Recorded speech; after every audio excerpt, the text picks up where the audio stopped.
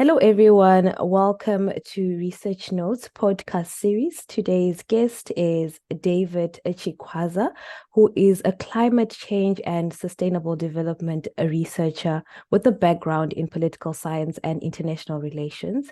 He is currently a doctoral candidate at the Dublin City University in Ireland. David serves as a climate ambassador for the Global Youth Climate Network, and more importantly, he is the founder of a Global South Opportunities. David, welcome to Research Notes. How are you today? Thank you so much, Dr. Cream, for having me. I'm doing super well. I hope you're also doing well. I'm so excited to be on your platform. Thank you so much for inviting me to Research Notes. And I also want to commend you for such a noble work, such a sublime work that you're doing through this platform. Thank you. Oh, I'm humbled. Thank you so much for that. I'm also doing great and super excited to have you on today's show. So I'll just start with a question that I ask to every person who comes to this show. How did you get to where you are today academically? You can go as far back as primary school, but like what we want to know is how did your academic journey take you to where you are today? That's a massive question. I'll try my level best to give the most appropriate answer. And yeah, but like I said, it's really massive. There's a lot that can be said. But essentially, I would sum it up by saying that I have always been someone that has been goal-oriented. I've always Mm-hmm. been someone that tried as early as possible to identify the things that I'm passionate about Mm-hmm. and having the determination to pursue them. Like I always tell people that I am somebody that has always been fond of arts. I have always loved humanities, social sciences, and Mm-hmm. this is something that I really discovered at a very early stage. And I feel like that really helped me to channel my energy in a certain direction, which then helped me to get to where I am. Because I feel like if I had not identified my passion and my interest and my strength at an early stage, maybe I could have maybe directed my efforts elsewhere, and maybe it would have prevented me to reach where I am right now. And I think that's something that is really, really important for everyone to try by all means to, as early as possible, identify. Because when you identify your strengths, when you identify your passion, you identify your strength, your interests, you begin to channel your energy in the right direction. And that's just what you need. You know, they always say you need to start early. And the only Mm-hmm. way you're able to start early is when you really know where you are supposed to be going. So, I mean, in summation, I think that has been it to know what I want and to have the determination and the courage and the faith to pursue just that. Yeah. Definitely. Wow. Thank you so much. I'm going to repeat some of the keywords I got from this. You mentioned your courage, faith, passion, interest. The effort is important. Faith also has been included. I think I'm repeating that. Yeah. Strength and channeling your energy in the right direction. Now, Absolutely. you're doing a PhD. It's a journey that is less traveled. How did you decide to do a PhD? How did I decide I was going to do a PhD? That's a very good question, and thank you so much for that, Dr. Preem. So, um, like, I'll just go back again to what I've already mentioned. I am somebody, I don't know, somehow, some way, I'm somebody that has always had this plan. You know, I always believed that, I've always believed that it's very important to have a plan. And that's what I've always Mhm. told people that are around me, that it's very important that you have a plan. Your plan might not always work out exactly as you want, Yeah. but it's a starting point. The very fact that you have a plan really works, and it has worked for me. And when it comes to PhD and planning to do a PhD, that has been the story of my life. I planned to do a PhD. Wow. I remember at some point, I would always try to list the kind of programs that I was going to do. And a PhD was one of them. I mean, for me, it was the last in the way I was envisioning my academic journey. It was my last stop as far as the academic is concerned.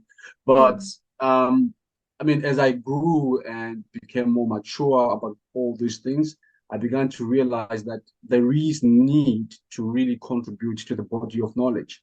Knowledge production is very important, as you will see when you begin to maybe zoom into the kind of project that I'm doing.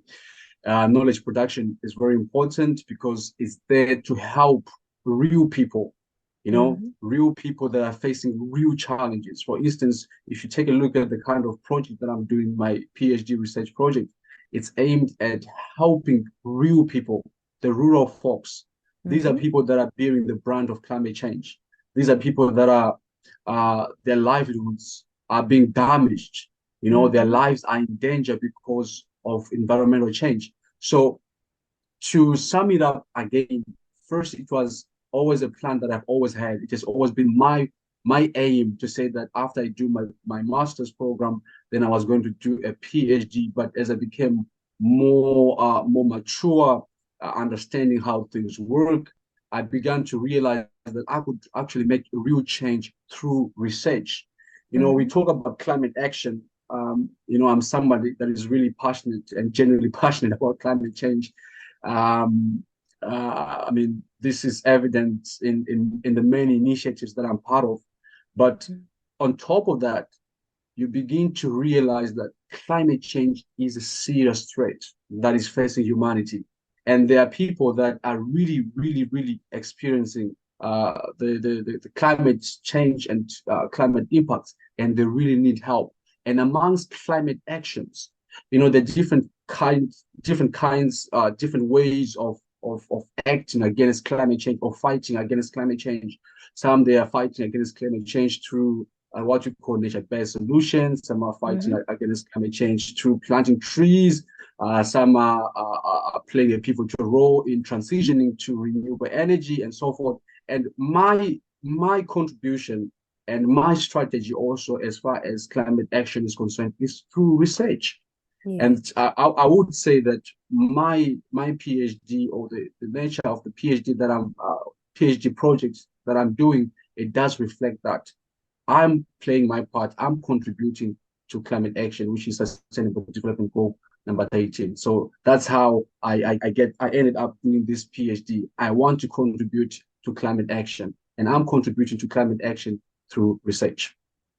Wow, that's so amazing. I'm going to take this moment to actually applaud you because, when we speak about academic researchers, people often wonder, is it just the matter of writing up a thesis? And I like that you are going into an area that is under-researched, also taking personal initiative to spotlight areas that many people may overlook, whether they have development initiatives or their own personal campaigns. And when we speak about populations being affected, they are affected differently. And more often than not, if you're not in a space that is considered, let's say, elite, like climate smart cities and whatnot, people leave you out. I'm thinking now, like, what is a climate smart rural space? And I think I will have those answers when you're eventually done with your thesis. So absolutely, to be honest, I'm glad you're doing this kind of work. Thank you so much, Dr. Prim. All right, great. So my next question will be based on the work you're doing. I don't want to define it as non-academic because it's very much linked to academic opportunities. You are the founder of Global South Opportunities, which is dedicated to rectifying opportunity imbalances through strategic information sharing. What does this organization offer, and how can people access your resources? Lovely. Thank you so much, Dr. Prim, for that question. I get so fired up when I begin to talk about the nature of work that we are doing. I mean, at an individual and at maybe a team level. I'm really glad that we started Future Africa International, which is another organization that I will, if you'd allow me to talk about, yes, I will also talk about, because it's also important because it's also related to what I've been talking about, the issues with climate change and climate action. But to attend to the organization or the initiative that you have highlighted right now, which is Global South Opportunities. Global South Opportunities is, I would sum it up by saying that it's a one-stop platform Mm-hmm. for global opportunities in form of job openings, in form of Yes. internships, in form of scholarships, in form Mm-hmm. of conferences, in form Mm. of free courses with free certificates, and more. There could be also competitions, global competitions. So this is generally a space where the people from the global south. I know it's a platform that's open to everyone, which means the people Yes. from the global north are also able to access it and take advantage. But the very essence of this platform is to equalize the unequal. That's how I would describe it. As you know, Dr. Prim, we live in a very unequal world in terms of many things. The inequalities, they are reproduced in almost everything, the way the global system is structured and everything else. Mm. There is inequality, real inequality that exists. And one of the inequalities is in terms of opportunities. Now, that's number one, opportunities. Number two, access to Mm. those opportunities. Yeah. And the gap really is in information, Dr. Prim. Sometimes the information is there, but sometimes because there's nobody who's really taking the initiative of putting together the information, synthesizing the information, interpreting the information, simplifying the information, Mm. and making it available to you. Sometimes even bringing it to your doorstep. That's the Mm. gap that Global South Opportunities fills. We are taking information, verifying information, because first of all, you first have to verify in a Yes. world where there is, polarization. I mean, look at the amount of information that is out there, so much information. So there should be Mm. a way of first verifying the information, simplifying the information, and making it available to young people, especially young people, and even those that are not still young but still at heart, that still feel they Mm. have to have the energy to pursue Yes. these opportunities and make the information available to them. And I mean, the rest is on them to take advantage of the information and leverage on it. But in terms of how you can access global south opportunities, I mean, we are on. I mean, first and foremost, we have a website, so Mm-hmm. it's a digital space. It's a website.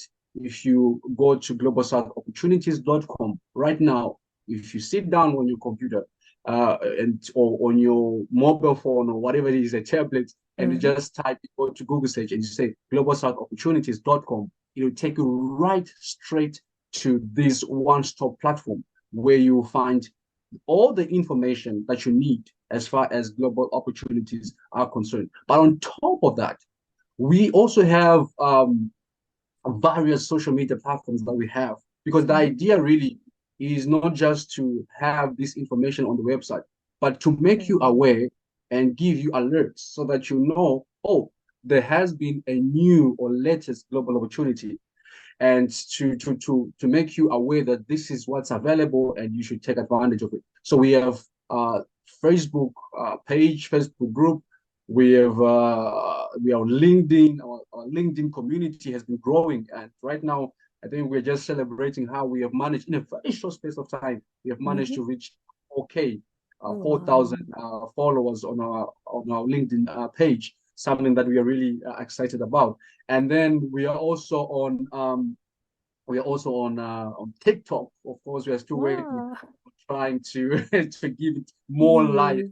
more activity. We are also on TikTok, and we are also on WhatsApp. We also have WhatsApp groups that are also available to those that are interested in accessing opportunities. All you need to do is, normally when we write down the posts, which are the opportunities, we Yes. normally have links there for various social media platforms that when you Mm-hmm. click on them, they will take you right into those platforms, including WhatsApp and including Telegram as well. So essentially, even Instagram, we are virtually on every digital space platform. So you can access these opportunities through these platforms I've just laid out. Thank you, Dr. Prim. Awesome. So I'm in awe of your work, but also I'm feeling challenged right now because, I'm so comfortable with LinkedIn and YouTube, but I believe Research Notes needs to find its way to other platforms because it's very important for different types of Absolutely. audiences, people accessing from different devices, and also people having preferences and also demographic reach. For example, Yeah, I still struggle with TikTok. But I yeah, know that most of the younger people, perhaps under 25s, are yeah, there. And if they yeah, can't come across content from like global south opportunities, then yeah, it's quite sad. So yeah, really congratulations on that. And also in terms of making sure that this information you're providing is verified, people are gaining access to authentic opportunities because some fall prey, to bogus sites and fake opportunities sometimes, then they're lured to pay for them thinking that they're going to make it to a conference or into a job opportunity. So really thank you so much for that. I will definitely put up the links to these sites you mentioned as part of this video so that we get a wider reach. Thank you so much lovely. once I would again. really appreciate that. Yeah. Yes. So I also want you now to jump into Future Africa International. No, you quoted it when you were mentioning Global South opportunities. Absolutely, Dr. Prim. I mean, future Africa is the future. That was we always say that. We always say, Yes. future Africa is the future. Uh, Essentially because of what it seeks to attain, what it seeks to achieve. So, Future Africa is for us an international organization Mhm. that is geared towards raising generations of young men and women that are leadership material, that are effective, competent entrepreneurs, and most importantly, and more dearly to me, Yeah. climate champions. So Excellent. essentially, in essence, in summation, we are looking at three pillars, which is youth leadership development, Mm-hmm. entrepreneurship, and climate action. And we are really proud of the work that we have been doing and the work we are doing right now, especially within the what you call the land of the brave, and Mm-hmm. that's Namibia, that's Windhoek. We do have a chapter organization that is very active there and is doing an amazing work. We have done two amazing projects that have been backed by the U.S. Embassy Wow. in Namibia. And I mean, when I say backed, I mean these are projects that have been funded Mm-hmm. by these very important establishments. And we through the first one was about trying to increase youth participation, active participation, and leadership as far as wildlife conservation is concerned. Oh, wow. So essentially, that has to do with the climate action aspect. As you know, biodiversity is very important, Mm-hmm. and conservation becomes really important within that understanding or in that light. And then we're also now working on something, a very exciting project that is aimed at renewable energy, trying to promote young leaders that are leading as far as renewable energy is concerned, or the transition to renewable energy is concerned. As you know, renewable energy is very key and very essential as far as leading sustainable futures is concerned. And young people, who else is better positioned or better capacitated in terms of the energy, in terms of the time, to really do something magnificent, something very important, something very essential about it. And that's why we're channeling our energy towards young people. And we are also proud to also associate with international organizations such as 10 billion based in the US Mm. in doing this important work. We also have local partners within Namibia that we also have that are also doing superb work in ensuring that we reach out to young people and we bring them to the fore. We bring them to the fore of climate action. Now, that's just Namibia. We, as an organization, we are operational and also fully registered in South Africa as a headquarters Oh, in nice. Johannesburg.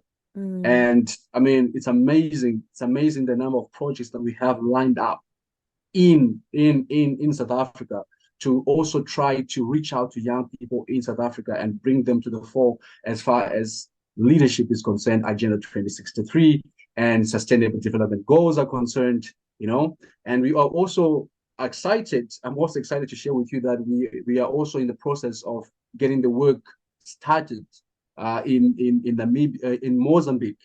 Oh, We have a great. Mozambique chapter they've done all the paperwork, and what's left is just to implement some of the projects that we have laid down for implementation. So it's really an exciting work that we are doing, and we are really excited that we get to do this, because personally I love young people and I believe strongly in young people. I believe young people, like the name Future Africa says, Yes. they are the future of Africa. We cannot imagine a better future without young people in the picture. And more importantly, what informs us as Future Africa, the philosophy that is the paradigm that informs Mm-hmm. our thinking and how we structure and come up with our programs, is the thinking that we cannot change the future without changing the mentality. So we try Exactly. by all means to try to reach out, to appeal to the mentalities of young people and socialize them, try to catch them young and give them new ideas, give them new inspirations, give them new models Mm-hmm. of thinking, new templates of thinking, so that we realize the kind of future that we want to see, a future that is resilient, a future that is prosperous, successful, as espoused in the Agenda 2063 and also in Sustainable Development Goals of 2015. Yeah. Oh, Future Africa International, this is great work. And once again, let me applaud you because the work you're doing involves multiple stakeholders and you're trying your best to branch out to different country contexts and obviously starting from home within the African continent. And more often than not, young people will say, okay, I'm interested. I know these issues affect us, but they don't know how best to channel their interest or their energies towards initiatives. So really, I think that this is definitely one step in the right direction. Of course, as an institution, you can't do it all. And I Absolutely. hope people have been taking down their research notes because David demonstrates that when you're doing a PhD or chasing academic goals, you're not just doing that.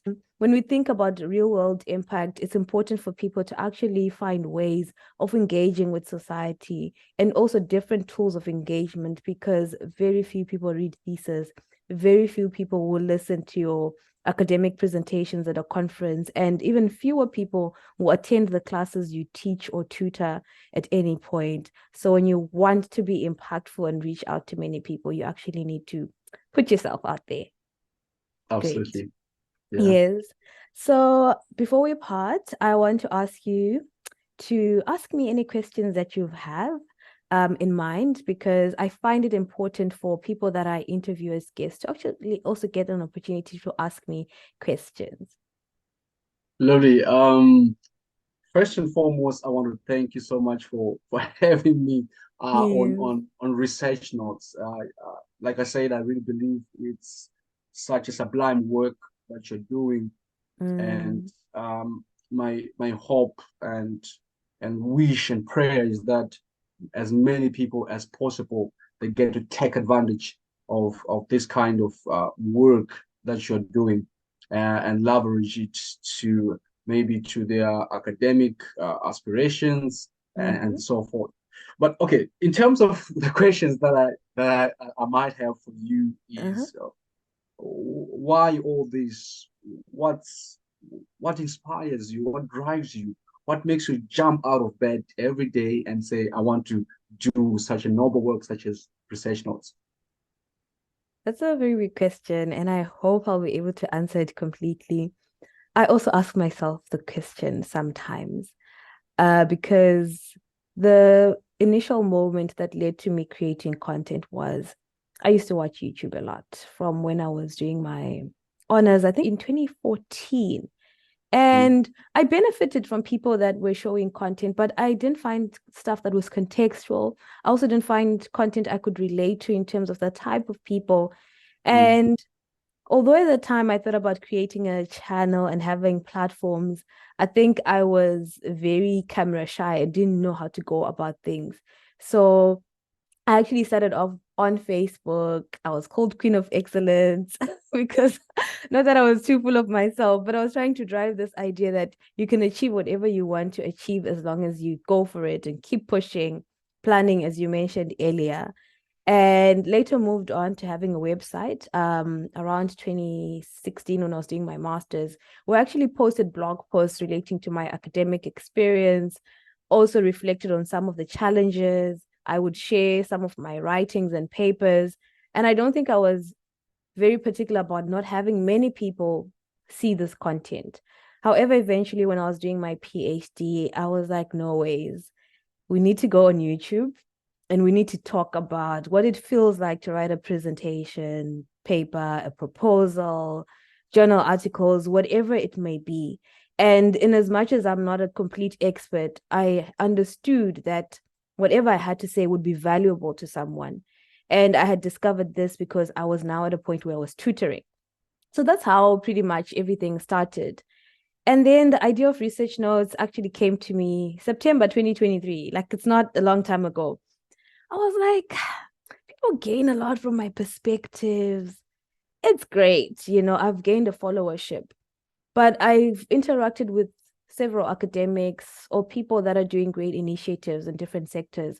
And I feel like if I can get some of them to speak to me, and showcase those discussions, it would be very insightful apart from us feeding off each other. You've invited me to Global South Opportunities. I've been on other platforms as well. And I just thought, let me send out invitations, write down a list of names. Whoever says no is cool. Whoever says yes, let's do this. So that's how Research Notes came about. And I know that this will reach out to people that will find it informative, that will find our work impactful, and also that can even give someone direction if they had no idea where they're going. And also because I'm from the social sciences like yourself, people ask, what will I do with a qualification in this area? It's harder for us because our paths are not clear cut. You study towards chartered accounting, you become a chartered accountant. You study towards medicine, you become a medical doctor. But we focus on a lot of things. And even in our niche areas, for example, when you're focusing on climate, you've outlined the areas you're looking at. So, really, it's just to show the world that it's possible to chase whatever dreams you envision, and if you're clueless, you can get insights from what other people have done. Absolutely. Yeah. Absolutely. Perfect answer. I would say, Honorable Yay. Doctor. Yeah, that's an excellent answer. Thank you so much for. Mm. Yeah, I think that's the main question that I essentially had because sometimes you have mentioned Global South Indaba. I mean the platform that Mm-hmm. I also have that falls under Global South Opportunities. And Yeah. sometimes, you're doing all this work and no one is really paying you. Nope. Yeah, but We're still not yeah, monetized. yeah, so it's not until you monetize, and sometimes monetizing is not sometimes, but always. It's not Mm-hmm. something that you can do overnight. It's something that Mm. you have to work for. But I mean, there's more than the monetary reward. I mean, after all, I really believe that by the time you get to a point where you're monetized and you're being paid for the work that you're doing, Mm. you deserve it in a way because, I mean, this work really takes something out of you. And the only way of it not really taking something out of you is when you don't take it as such as long as you don't take it as work. You know what I mean? Yes. Because when you do something because you love it, you're passionate about it, you just want to Mm. see people getting information, people getting empowered, from what you've just told me, that's the whole essence. People getting information, Mm. people getting direction, people getting some frame in terms of thinking. Exactly. Yeah, because Yeah. sometimes you don't even have a frame of, okay, where am Mm. I coming from? Okay, if I do this, like I like the fact that you mentioned the aspect to do with not having a clear cut in terms of direction, career Mm. direction, in terms of, oh, if I do this, then I'm gonna do this. I mean, it is in a space like that that you need some sort of frame. And people's stories sometimes they can act as that frame. So I Exactly. must commend you and applaud you for a superb job that you're doing. And more importantly, your why. Yes, thank you so much for that. And I think it's important that you emphasize that idea. I actually value that I'm not monetized, but I've realized my results through people sending me messages. I bump into Yes. someone in a space like Nando's, they scream my name and they're like, oh my goodness, I've been watching your content. I'm just like, what? And then, so it really gives me great joy. And also, what's important is our content is evergreen. It might have Yeah. 10 viewers today, but Yeah. someone will think about looking for something one day and Yeah. search for it, and Yeah. it will still be valuable in many ways. So that's also Absolutely. one thing that drives me as well in terms of that. And I also like the authenticity that comes with when your content is not necessarily endorsed by like corporates and whatnot, because you're not stopping midway and saying, okay, by the way, this video is sponsored by, they do X, Y, and Z. And Yeah. hopefully when I do get to that stage, it will be brands that align like properly to the mandate or to whatever work that I am doing. So those were extra research notes for anyone who's wondering, okay, what if I want to create a platform, make money out of it, and also benefiting society? Before we part, I would like you to share with us any last words you've got for our viewers and listeners, because this will be on audio podcast as well as on video. Well, part words, the first thing that I want to say and I want to emphasize is I cannot really, really begin to use enough words. Mm, I don't have enough words to express how grateful I am to be given this opportunity to be here or on this platform. Um, being invited to share the things I was sharing is really such an honor. And I really mm-hmm, want to express how grateful I am to you. And also, again, express gratitude and applaud the work that you're doing. It's a very important work. I know somebody out there, I don't know whether they are listeners or they are viewers, it mm-hmm, doesn't matter. They are really, really, really being helped in ways we can never begin to imagine. And then lastly, I would just like to encourage whether it's somebody that is in the academia or somebody who wants to get into the academia, uh, the importance of seeing from the global south, especially if you're from the global south. There is, yes. I myself, I am one thing that I forgot to actually mention about my PhD research is that my study focuses on dismantling the coloniality that exists when it comes to knowledge.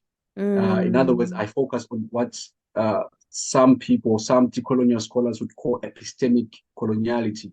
And that's okay. something that is really, really real. And we really have to try by all means to learn Mm-hmm. to unlearn so that we can learn, so that we can begin to see the world from the majority. I like the works of Kachenin Ndlovu. He's really an Yes. inspiration. Ah, I like his work as well. Yeah, I mean, if you look at my write-ups, it's Kacheni Ndlovu, Yeah. Kacheni Ndlovu. Yeah, because he's a decolonial scholar that has really tried to re-articulate the theory or the methodologies of decolonization for the Mm-hmm. 21st century. And he always talks about him who sees and talks from the global south, speaks from the majority. And that's really Mm-hmm. important. We need to find our own ways of doing things that are not really victim of a Western hegemony in terms of knowledge True. production. Yeah, so I think that's something that is very important, and I would like to encourage uh, your listeners and viewers to try to see from the global south. Try to even when it comes to bibliography. I was just as I was reading Yes. this work, I was realizing that because the thing is about the monopoly that exists in the global structure of knowledge production, the monopoly that is people here in the global north, they have the privilege, they enjoy the privilege of knowledge production and knowledge dissemination. Us, True. and it's on us. They will not do it for us. They will not decolonize the education, the knowledge production sector for us. It's us that True. has to do that. And that means we have to start celebrating each other's work from the global south. We have to, that's the kind of names we are supposed to see in the bibliography. That's the kind of names we're supposed to see in the reference list. That's how we Exactly. begin to contribute to this decolonial project. So I felt like that's something that's also very important. As I say, my parting words to say it's very important that we try by all means to see from the global south, because our knowledge matters. The knowledge that we have matters. This is the knowledge that has been, I mean, if you look at the knowledge that exists in the global north, much of it has been taken from the global south, but without giving credit, it's Nope. part of the many genocides that have been committed through True. colonialism. Yeah, so that's what I would say. And also, if you have a dream, if you have a passion, whatever it is, I would tell you this: don't give up. Success is only promised a man or woman that refuses to give up. It may take 1 week, it may take 1 month, it may take a year. It doesn't Yes. matter how long. If you stick to whatever it is that you're doing, you will see the light of day. Thank you so much, Dr. Prim. Thank you so much. And I hope that people have heard this. I think it is our mandate, particularly as Global South scholars, to challenge this, what you've defined as epistemic coloniality, and also in many different aspects, to think about when I receive knowledge, who created it, what is their perspective, who are the Yeah, theorists they refer to, yeah. what are the concepts they define, and then Mhm. find the gaps to say, but what would people in different contexts say? Yeah, Personally, for me, we usually promote what we call a transnational yes, perspective, where you absolutely. look at different contexts, perhaps using Yeah. continents, Mhm. because you can't have one single theorization or conceptualization of like one challenge or issue. Yeah, Thank you yeah. so much for that as well. Unfortunately, for today, we've come to the end of Research Notes. Thank you once again for joining us, David Chikwaza. This is the Research Notes podcast series, and I'm Dr. Primrose ZJ Bima. The program is about demystifying the world of research and giving you the opportunity to engage with a wide range of scholars as well as specialists in different fields. It's goodbye for now.